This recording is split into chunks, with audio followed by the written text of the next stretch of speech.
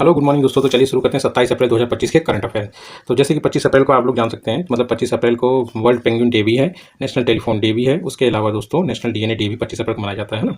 उसके बाद अभी न्यूज़ में क्या है कि कस्तूरी रंगन, ये मतलब पांचवें मतलब चेयरमैन रहे हैं इसरो के, है ना। पीएसएलवी जो मतलब सबसे ज़्यादा यूज़ होने वाला लॉन्च पैड है ना, लॉन्च व्हीकल है, उसमें इनका काफ़ी अच्छा रोल रहा था। मतलब एक ट्रांजिशन जो इंडिया ने देखा था, है ना, इस मतलब स्पेस सेक्टर में, उस समय के ये हैं, है ना। अभी इनका देहांत हो गया। इनको तीनों के तीनों ये मतलब वो साइंटिस्ट हैं जिनको तीनों के तीनों पद्मश्री, पद्म भूषण और पद्म विभूषण मिला है ना।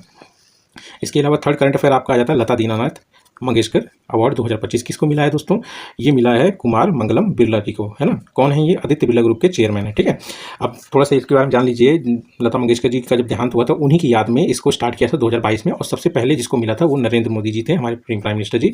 2023 में आशा भोसले जी को मिला था और 2024 में अमिताभ बच्चन, ठीक है। उसके अलावा जानने वाली बात है कि इसमें एक और अवार्ड कैटेगरी होती है, मास्टर दीनानाथ मंगेशकर अवार्ड 2025 में। क्या है कि श्रद्धा कपूर को आप लोग जानते होंगे, सोनाली कुलकर्णी को भी आप जानते होंगे, सुनील शेट्टी को भी जानते होंगे, सचिन पिलगांवकर कौन दिशा में लेके चला रे बटुरिया, है ना, उसके जो हीरो हैं वो हैं। इसमें मेरे को लगता है कि इंपॉर्टेंट ये रहेगा दोस्तों ना कि डॉक्टर एन रंजम, ये वायलिन बजाती हैं, है ना, शास्त्रीय संगीतकार हैं, तो इनको भी मिला है। तो ये नाम शायद से पूछ सकते हैं किससे रिलेटेड है, ये लेडीज़ हैं, ठीक है दोस्तों।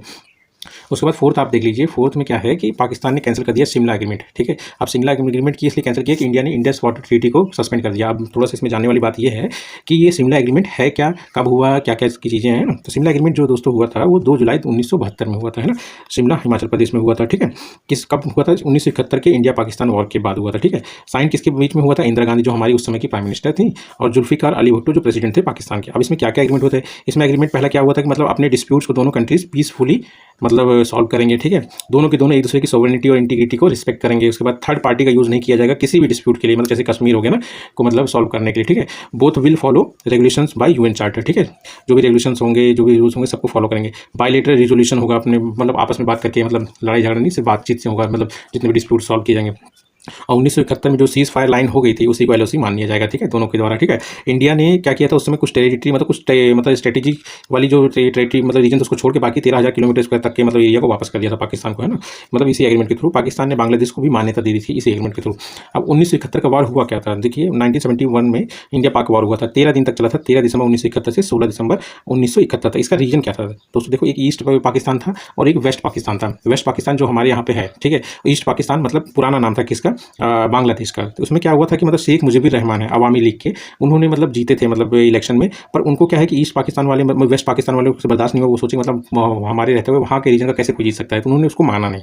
अब माना नहीं और अत्याचार स्टार्ट कर दिए, ठीक है। तो इसमें क्या हुआ कि उन्होंने जो रिवोल्यूशन कर रहे थे उनकी एक मतलब नाम था मुक्ति वाहिनी सेना एक तरह से, ठीक है। उस वो मतलब इस क्रांतिकारी थे, मतलब जो रिवोल्यूशन कर मतलब जो अगेंस्ट थे मतलब पाकिस्तान के, वेस्ट पाकिस्तान के, उनकी हेल्प इंडिया ने की था, जिसकी वजह से पाकिस्तान नाराज हुआ था और जिसकी वजह से ये वॉर हुआ था, ठीक है दोस्तों।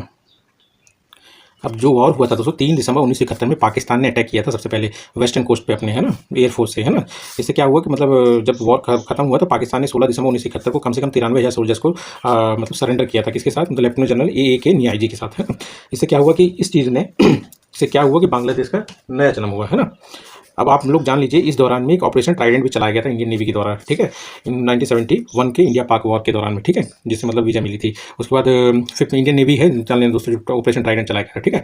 उसके बाद फिफ्थ करंट अफेयर आपका आ जाता है वर्ल्ड्स फर्स्ट ह्यूमनॉइड। ह्यूमनॉइड मतलब जो आदमी की तरह, मतलब एकदम पूरा पर्टिकुलर आदमी ही की तरह ही हो, थिंकिंग या फिर समथिंग, मतलब प्रोग्रामिंग जो भी हो, है ना, सारी चीज़ें एकदम आदमी की तरह हो, है ना। तो इन रोबोट की एक मैराथन हुई थी। ये पहली कंट्री किसने कराया था? ये चाइना ने कराया, ठीक है। उसके बाद Pune FIDE women's grand prix 2025 कहाँ पे हुआ है? पुणे में हुआ है। कौन जीता है? कोनेरू हम्पी, काफ़ी फेमस है ये वुमेन है, ठीक है, चेस की प्लेयर है ये, है ना। इनको पद्मश्री भी मिला, आंध्र प्रदेश से है, पर India first women grand master भी हैं ये, ठीक है। उसके बाद 7वां करंट अफेयर आपका आ जाता है वर्ल्ड इंटेलेक्चुअल प्रॉपर्टी डे। ये 26 अप्रैल को मनाया जाता है। इस बार की थीम ध्यान रखना दोस्तों, intellectual property and music feel the beat of IP, ठीक है, टू अवेयर क्रिएटर्स। मतलब इसका काम क्या, मतलब जो क्रिएटर्स और इनोवेटर्स उनको मतलब उनके कॉपीराइट पेटेंट जो होता है, मतलब जो इन्वेंशन करते हैं पेटेंट मिलता है। कॉपीराइट मतलब आपकी जैसे बुक्स होगी, सॉन्ग्स हो गए, पेंटिंग को मिलता है। उसके बाद ट्रेडमार्क मतलब जैसे कि टैगलाइन हो गया, ब्रांड हो गया, जैसे बिस्लेरी हो गया ना, बिस्लेरी का यूज़ मतलब बिस्लेरी कर सकता है, बाकी सब यूज़ करेंगे तो बिसेलेरी भूसेलेरी नाम रख देते हैं ना, ये चीज़ें होती हैं। इसके बारे में अवेयरनेस फैलाने के लिए। उसके बाद 8th करंट अफेयर आपका आ जाता है विद्या रामराज, है ना। ये अभी क्वालिफाई हुई है एशियन एथलेटिक चैंपियनशिप के लिए। 400 मीटर हर्डल्स की रेसर है, वुमेन है, ध्यान रखना, पूछ सकते हैं किस गेम से रिलेटेड है ना।